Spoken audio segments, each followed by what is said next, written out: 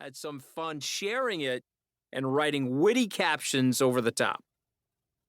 In a matter of hours, I had once again become a punching bag.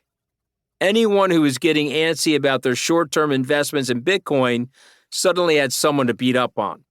So did the people who'd said crypto was a scam from the beginning. It seemed perfectly natural that a guy we all could beat up on just so happened to be the same guy who had served 11 days in the Trump White House, not 10, as had been widely reported, and was fired and shamed by General John Kelly for mouthing off to a reporter. Let's just say I've had better mornings. During times like these, I like to take a break from life and reflect on where I've been. Often, I'll think of all the good advice I've been given over the years from people I respect. One of the most memorable gems comes from my grandmother, a woman who knew a thing or two about hard times.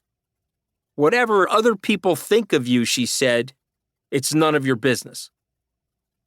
Meaning, when people say bad things about you, it's none of your business. And when people say good things about you, it's still none of your business.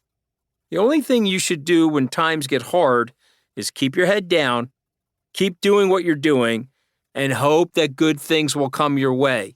If they don't, well, then tough luck. Keep going. This kind of thing is easy to say when everything is going well. But when you're taking shit from every direction, when you're on your own personal rowboat and sinking while millions of people cheer for you to go down, that kind of advice can start to sound pretty thin. It's hard to feel like something is none of your business when it's practically all you see every time you open your laptop, check your phone, or step out onto the sidewalk.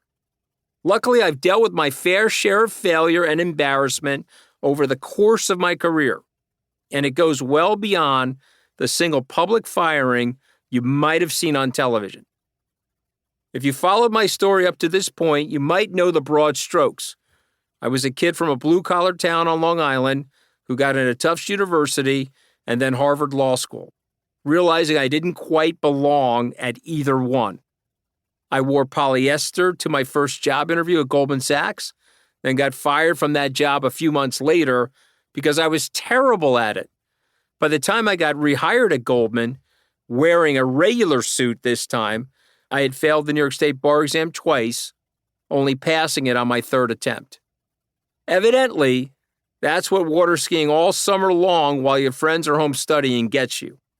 From there, I quit my job to start my own companies, sold them, and ended up at the helm of Skybridge Capital, where I remain, as of this writing at least.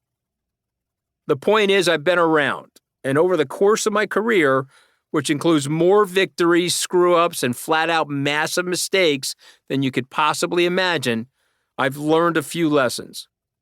One is that you should never let a relationship go sour, even if it's with someone who just fired you.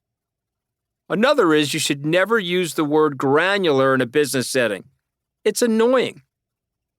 But the most important lesson I've learned, and the one that has allowed me to get up off the mat after taking pretty intense haymakers to the jaw, is that the most important conversations you'll ever have in your life are the ones you have with yourself.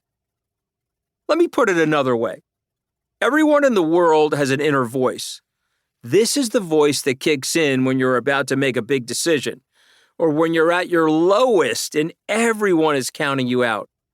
The most important skill you can cultivate in life is making sure that this voice, the inner you, so to speak, is armed with all the knowledge you can get your hands on. When I first saw my face plastered on the homepage of the New York Post again, my inner voice kicked into high gear. At first, the words weren't kind. Is this really how the world sees you? As some clown who had a big job for 11 days and will now serve as a punching bag forever? Then I perked up. I thought about all the other times that I had been down in the dumps and sure that my career was about to take a nosedive of epic proportions. I thought about getting fired from Goldman Sachs when I was only a few years into the job. I thought about getting laughed at when I made suggestions.